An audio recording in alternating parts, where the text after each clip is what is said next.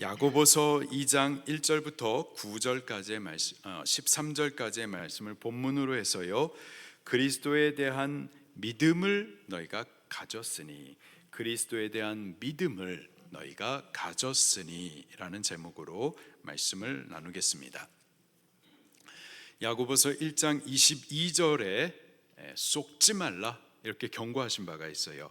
말씀을 행하는 자가 되고 듣기만 하여 자기를 속이는 자가 되지 말라.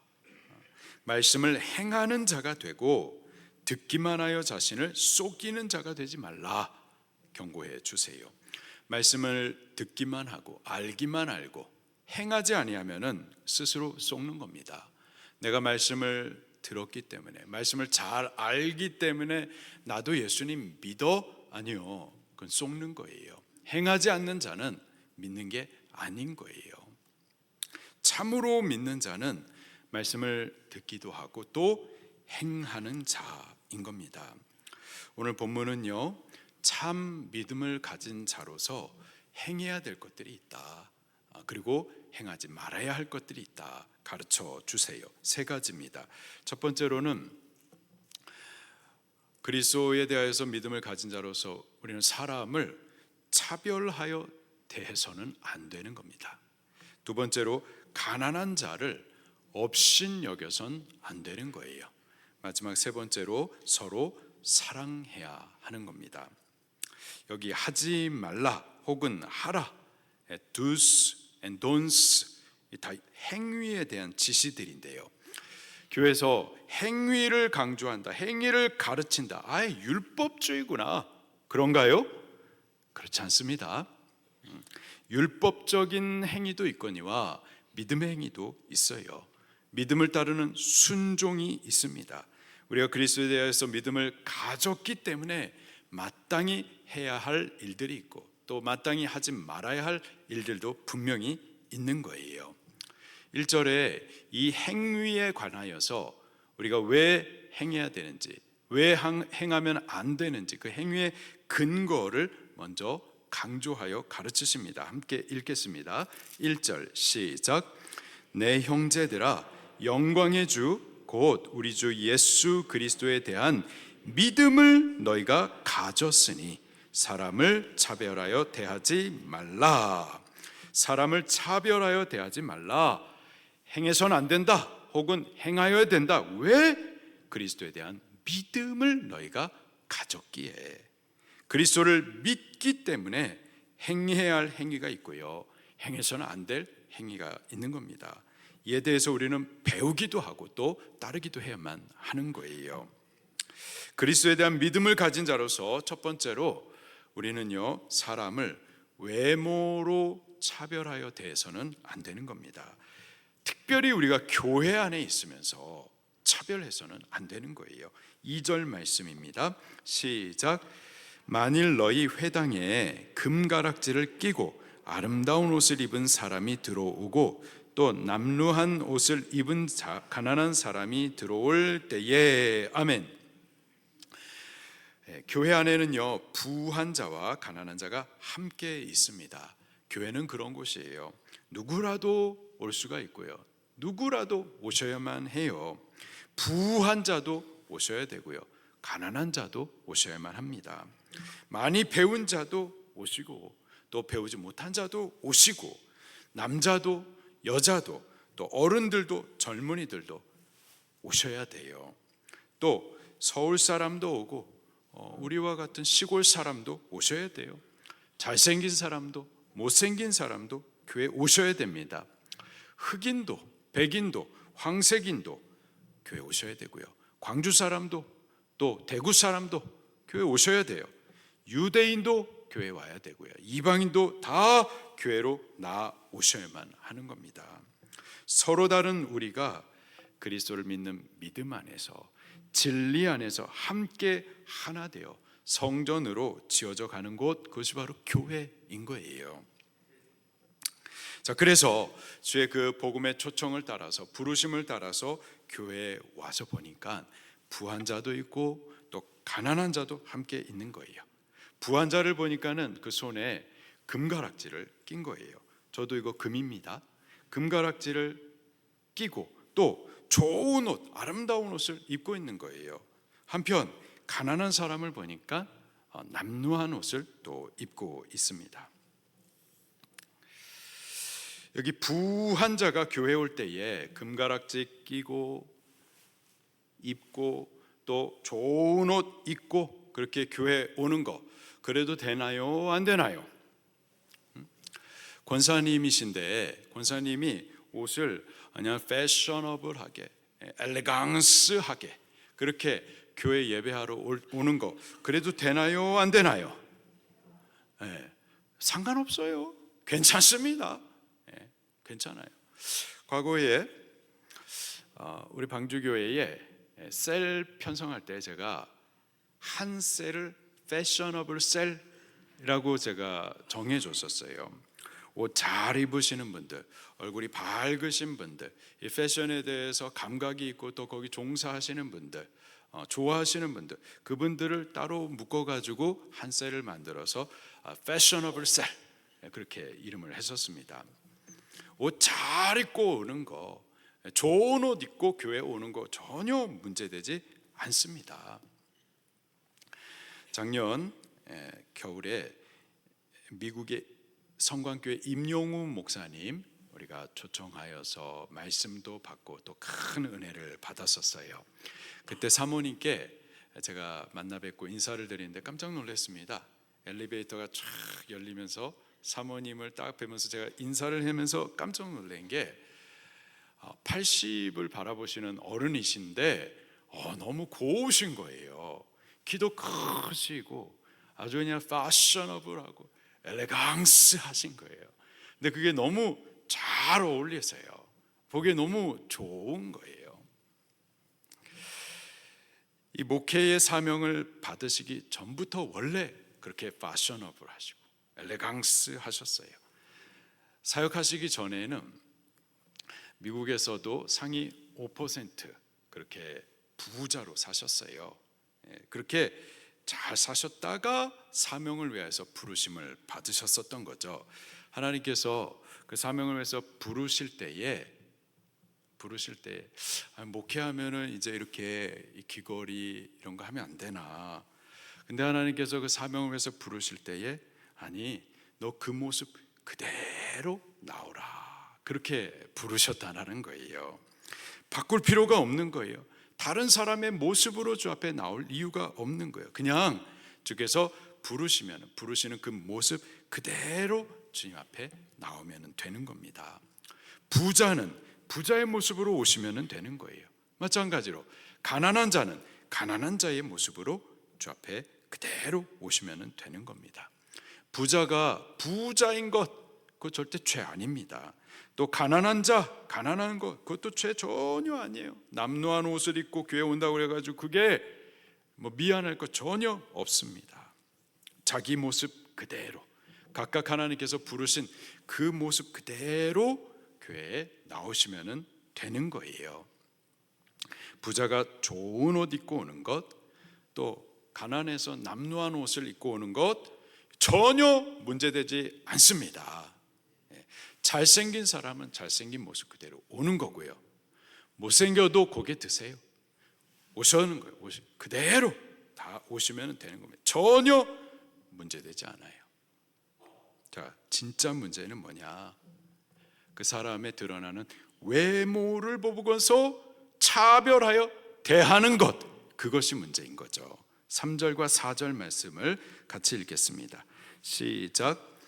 너희가 아름다운 옷을 입은 자를 눈여겨보고 말하되 여기 좋은 자리에 앉으소서 하고 또 가난한 자에게 말하되 너는 거기 서 있든지 내 발등상 아래 앉으라 하면 너희끼리 서로 차별하며 악한 생각으로 판단하는 자가 되는 것이 아니냐. 사람을 외모로 차별하는 것, 이것은 악한 생각으로 판단하는 겁니다. 악한 생각을 따르는 거지 믿음을 따르는 것은 아닌 거예요. 그것은 그리스도에 대한 믿음을 가진 자의 바른 태도, 마땅한 행위가 아닌 겁니다. 1절에 이렇게 말씀하세요.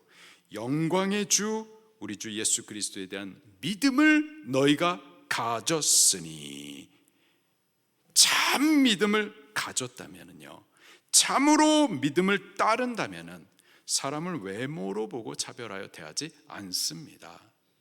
사람을 외모로 보고 차별한다, 그것은 영광의 주를 향한 믿음을 따르는 것이 아니고요, 세상의 가치에 오염된 타락된 악한 생각을 따라 행하는 거예요. 우리는 그리스도 예수님에 대한 믿음을 가진 자로서 우리가 믿는 예수님, 그분을 따라야 됩니다. 예수님은 어떤 분이시죠? 예수님 1절 말씀에 보니까 예수님을 이렇게 수식하고 있어요. 영광의 주, 곧 우리 주 예수 그리스도. 예수님, 그분은 영광의 주님이십니다. 영광의 나라 천국의 주인이세요. 천국은 어떤 곳인데요? 천국의 영광, 아름다움, 우리가 말로 다 표현할 수 있을까요? 사도 바울이요, 환상 가운데에서 3층 천에 오른 적이 있어요. 그리고 그 천국의 영광을 보고 그 천국의 아름다움을 다 보고 난 이후에 그것을 말해주고 싶을 거 아니에요. 천국이 어떻다 표현해주고 싶은데 저가 했었던 말이, 사람의 말로는 표현할 수가 없다라는 거예요. 사람의 말로는 표현이 될 수 없는 그 영광, 아름다움, 그것이 바로 천국이에요. 여러분, 제주도를 한번 비행기 타고 가보셨는지 모르겠습니다. 비행기 타보셨어요? 제주도의 그 바다에서 말이에요, 태양이, 붉은 태양이 쫙 떠오릅니다. 웅장합니다. 막 감격스러워요. 붉은 태양이 막 너무 아름답고 예뻐요. 그것을 이거 그냥 보고 끝내는 것이 아니라 사진을 찍기도 하고 영상을 막 담기도 하고 그러잖아요. 그래서 나중에 그 사진을 갖다 다시 피면은, 영상을 갖다 다시 피면 그때 그 웅장함이 뭐 재현이 되나요? 그때처럼 막 아름다운 게 사진에 이렇게 담겨지나요? 그렇지 않아요. 사진으로는, 영상으로는 그 현장의 웅장함과 아름다움을 담을 수가 없죠. 천국이 마찬가지예요.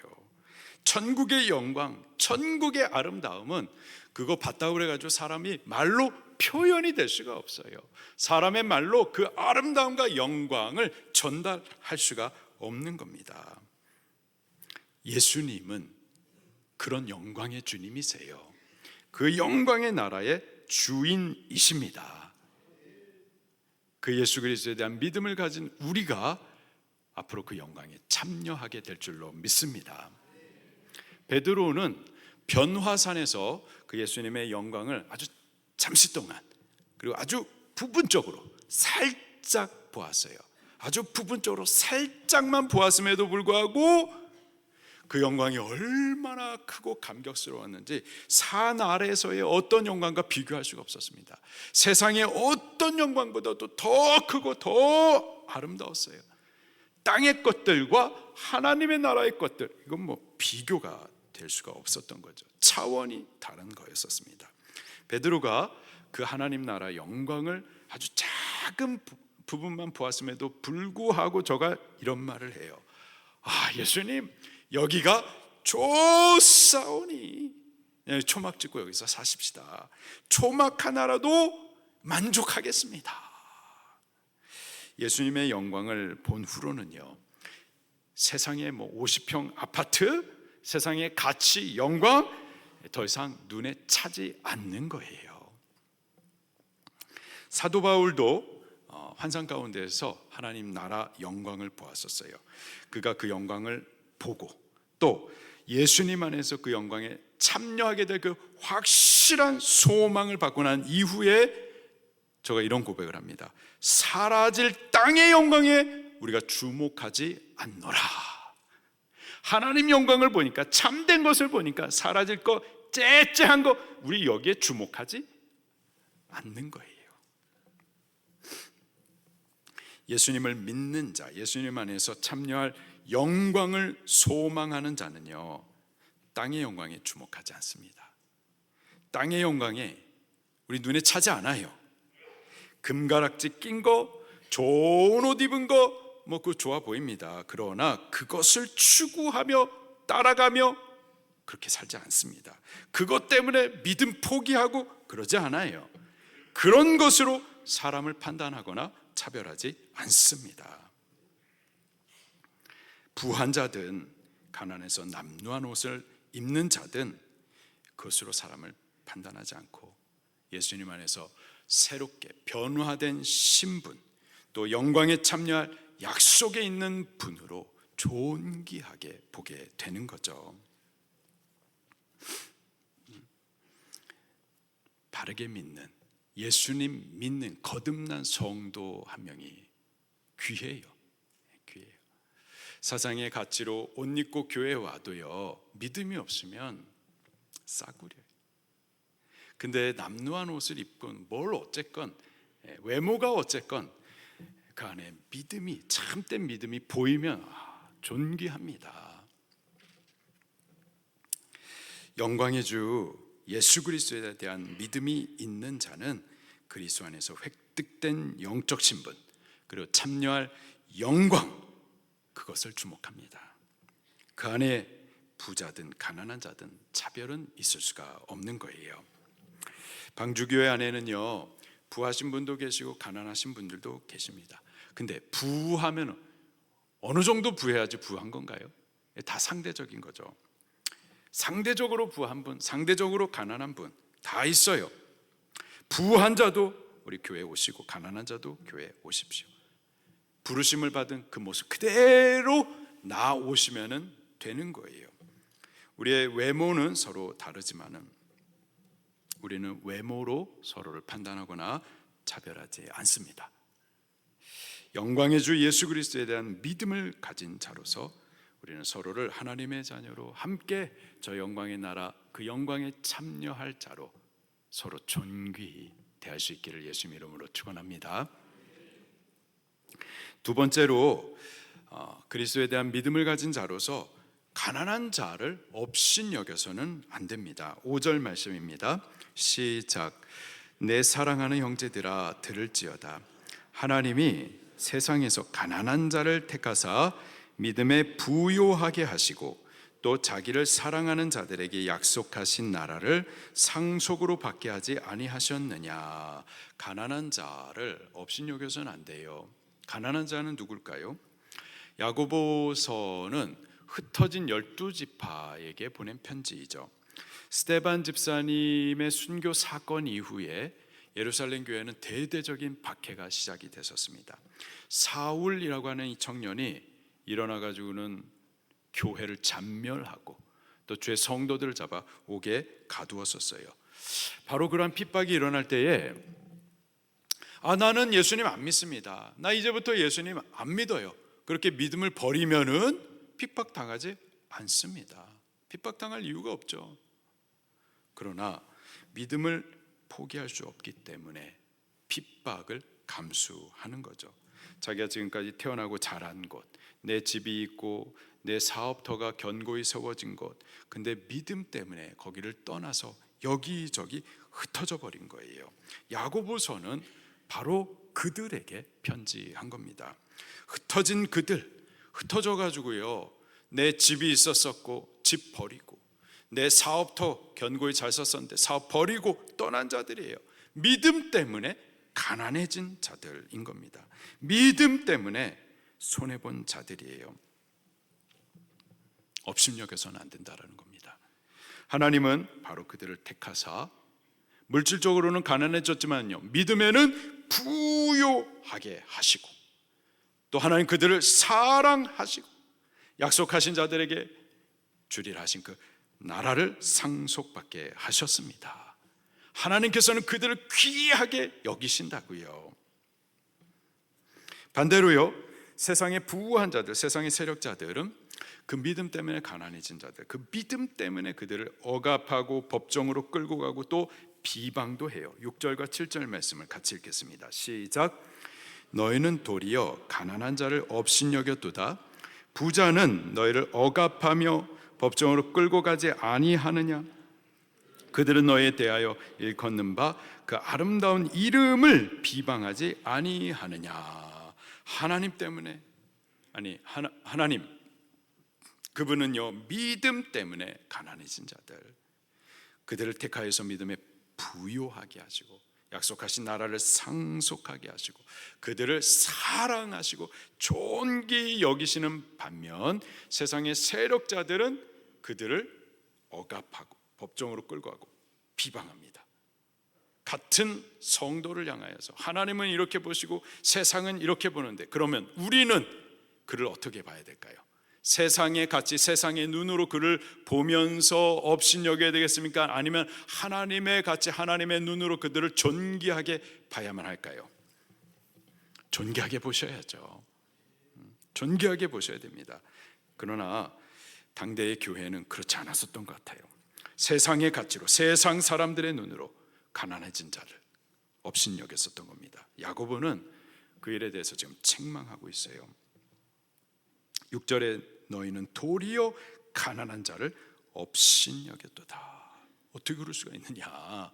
그건 잘못된 거다. 이거는 악한 생각을 따르는 거고 믿음을 따르는 것이 아니다.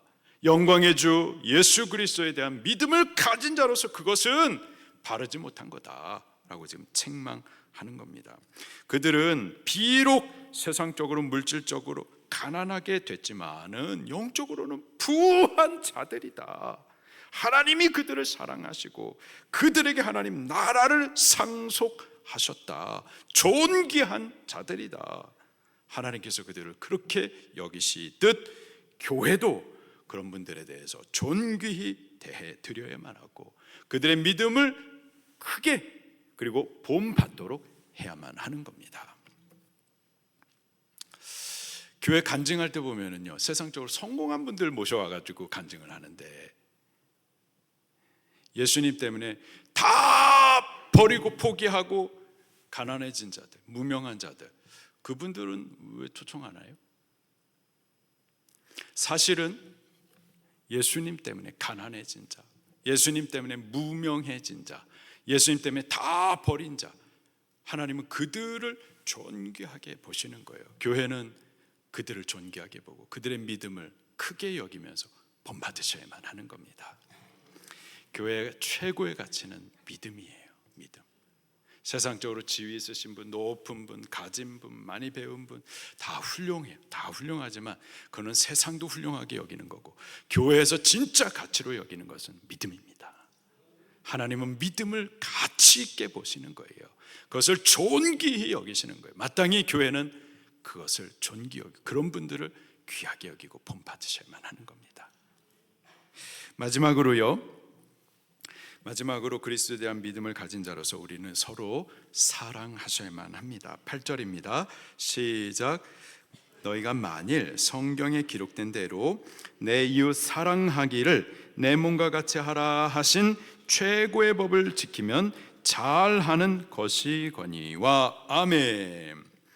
성경이 기록된 대로, 성경은 무엇을 기록하고 있나요? 구약의 율법과 선지자의 강령이 뭔가요? 하나님께서 친히 두 돌판에 새겨주신 그 십자가의 정신은 뭔가요? 사랑이죠. 내 이웃을 사랑하기를 내 몸과 같이 하라 하신 겁니다. 그것이 최고의 법이라는 거예요. 그것이 율법과 선지자의 가르침이고 신구약 성경 전체의 요약이라는 겁니다. 마가복음 10장에 한 율법학자가 예수님을 찾아와서 질문합니다. 선생님, 선하신 선생님, 영생을 얻으려면은 우리가 어떻게 하여야 하리까? 예수님께서 답해 주시죠. 영생의 길에 대해서 말씀해 주시기를 내 이웃을 내 몸과 같이 사랑하라. 이것이 영생의 길이라는 거예요. 이어서 예수님께서 한 비유의 말씀을 하십니다. 내 이웃을 도대체 이웃은 또 누구냐 이 말이죠. 비유의 말씀을 하십니다. 그 선한 사마리아인에 대하여서 비유를 하시고 그 비유의 이야기를 다 마치신 이후에 이번에는 예수님께서 율법학자에게 질문을 하십니다. 도대체 누가 여기 강도 만난 자의 이웃이 되겠느냐? 성경이 말하는 이웃, 누가 이웃이 되겠느냐? 강도 만난 자, 그래서 지금 막 죽을 지경에 있는 자, 그를 보았어요, 알았어요. 근데 그냥 피해가는 제사장, 그가 이웃이겠느냐? 또는 강도 만나가지고 지금 부정해진 자, 피 흘려 부정해진 자, 아우 나도 부정 옮겠다 그러면서 보면서도 알면서도 그냥 피해갔었던 레위인, 그가 이웃이겠느냐? 아니면은 혼신을 다해서 돕고 자기의 사비를 다 털어가면서 돌본 사마리아 사람이냐? 누가 그의 이웃이 되겠느냐? 율법학자가 대답합니다. 자비를 베푼 자니이다. 사랑을 나눈 자니이다. 예수님께서 딩동댕 정답이라고 말씀을 해주세요. 그리고서는 또 명령하시기를, 너도 이와 같이 하라. 너 잘 알았다. 머리로 잘 아는 것처럼 가서 이대로 행하라. 명령하십니다. 우리도 이대로 행하십시다. 이대로 이와 같이 서로 사랑하십시다. 사랑하되 금가락지 낀 자도, 좋은 의복을 입은 부자도 사랑하고요, 가난한 자, 강도 만난 자, 헐벗은 자, 도움이 필요한 자, 그들도 우리 사랑하십시다. 서로 사랑하되 자기 몸을 사랑한가 같이 하십시다. 이번 주에 추웠잖아요. 추우니까 옷을 입고, 우리 몸이 배고프면은 먹을 것을 먹고, 아프면은 싸매듯 우리 그렇게 서로 사랑하되 입혀주고 먹을 것 주고 행함으로써 그렇게 사랑하십시다. 그것이 잘하는 것이거니와 잘하는 거라는 거예요. 그렇게 하는 것이 맞다라는 거예요. 그리고 그리스도 예수를 믿는 믿음을 가진 자로서 믿음을 따르는 믿음의 행위라는 겁니다. 우리 왜 서로 간에 사랑해야 될까요? 예수님께서 먼저 우리를 사랑하셨기 때문입니다. 그분이 우리를 사랑하시되 무조건적으로 사랑하셨어요. 사랑할 만해 가지고 사랑한 게 아니죠. 우리 아이들도 보면은 사랑스러운 애들이 있고, 좀 조용히 좀 했으면 좋겠네. 애들도 그런데 성도는 어떨까요? 여보세요? 목사가 볼 때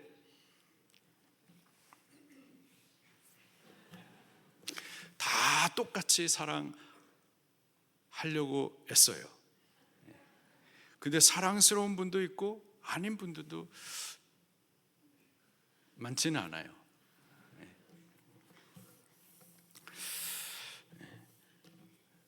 우리가 다 사랑스럽지는 않습니다. 사실 원수된 죄죠. 원수된 자, 죄인들이고. 그런데요, 하나님 우리를 사랑하시되 아무런 조건 없이 사랑하셨습니다. 우리를 사랑하시되 당신의 생명을 다 주시기까지, 영광도 내려주시고 보좌도 내려주시고 당신의 생명도 다 주시기까지 해서 우리를 구원하셨어요. 우리의 부정함 씻어내시고 죄와 허물 실수 용서하시고, 그가 먼저 우리를 사랑하시되 끝까지 사랑하셨습니다.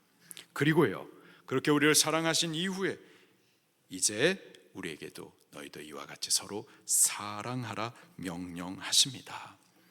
그 명령을 따라 이와 같이 우리도 서로 사랑하십시다.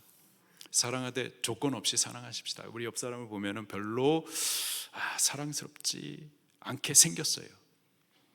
그래도 사랑하십시다. 주께서 우리를 무조건적으로 사랑하신 것 같이 희생하기까지 사랑하십시다. 먼저 사랑하고, 우리가 사랑하면 사랑의 반응이 와야 되는데 안 올 때가 많거든요. 그럼에도 불구하고 끝까지 사랑하십시다. 그것이 율법과 선지자의 강령이고 예수님의 명령이고 말씀을 따르는 순종인 거예요. 그것이 영광의 주 예수 그리스도를, 그분을 대한 믿음을 가진 자로서의 바른 자세, 바른 행동인 겁니다. 우리 그렇게 사랑하십시다. 우리 서로 좀 인사해 볼까요? 옆 사람하고. 옆 사람하고 인사하십시다. 사랑합니다. 사랑합니다. 그렇게 하십시다. 한편 우리가 사랑하지 않으면 어떻게 될까요? 우리가 하나님의 눈으로 존귀히 여기지 못하고 사랑하지 않는 자, 그들에게 나타나는 것이 바로 사람 차별이라는 거예요. 9절 말씀을 또 같이 읽겠습니다. 시작. 만일 너희가 사람을 차별하여 대하면 죄를 짓는 것이니 율법이 너희를 범법자로 정죄하리라. 아멘. 사랑하지 않는 데서부터 차별함이 나오는 겁니다. 존귀히 여기지 못하고 사람을 외모로 보게 되는 거죠. 사람을 차별하여 대하면 죄를 짓는 것이니 율법이 너희를 범법자로 정죄하리라. 사람을 차별하는 것은 죄 짓는 겁니다. 이것은 정죄를 받는 일이에요. 또 10절 11절 말씀에 보니까 심판을 받습니다. 13절에 보니까 긍휼 없는 심판을 받는다 말씀을 하고 있어요. 우리 서로 절대 차별해서는 안 됩니다. 외모를 보고서 그렇게 대해서는 안 되겠어요. 믿음의 눈으로 우리 사랑하며 존귀하게 대해야만 하겠습니다. 그렇게 하도록 하십시다. 예수님은 영광의 주님이세요. 영광의 나라 천국의 주인이십니다. 그를 믿는 자는 새롭게 된 신분, 하나님의 자녀가 되는 높은 신분을 얻습니다. 그리스도의 영광에 참여하게 됩니다. 우리가 참여할 천국, 그 천국의 영광은 세상의 다른 것들과 비교될 수가 없어요. 사람의 말로 표현이 될 수가 없어요. 땅의 어떤 가치로도 살 수가 없을 정도로 존귀한 것이에요. 그러나 오직 예수님을 믿음으로 은혜로 얻을 수가 있는 거죠. 우리는 그 예수님을 믿는 자예요. 영광의 주 예수 그리스도에 대한 믿음을 가진 자로서 우리가 바로 그렇게 새로운 신분, 하나님의 나라를 상속할 존귀한 자들입니다. 나도 그렇고요. 함께 믿는 우리 주변에 계시는 여러분들도 그렇습니다. 그리스도 예수에 대한 믿음을 가진 자로서, 새로운 신분을 가진 자로서, 영광에 함께 참여할 자로서 우리 서로 간에 존귀히 대하십시다. 외모로 차별하여 대하면 안 되겠습니다. 가난하다고 업신여기지 말고 오히려 그들의 믿음에 대해서 존귀히 본받으십시다. 그리고 서로 간에 사랑하십시다. 그렇게 우리 한 주 동안에 선지자와 율법의 모든 강령을 이루는 삶, 또 믿음을 행하는 삶, 영광의 주 예수 그리스도에 대한 믿음을 가진 자로서의 바른 행위를 따르는 한 주를 살 수 있기를 예수님 이름으로 축원합니다. 말씀 붙들고 통성으로 기도하시겠습니다.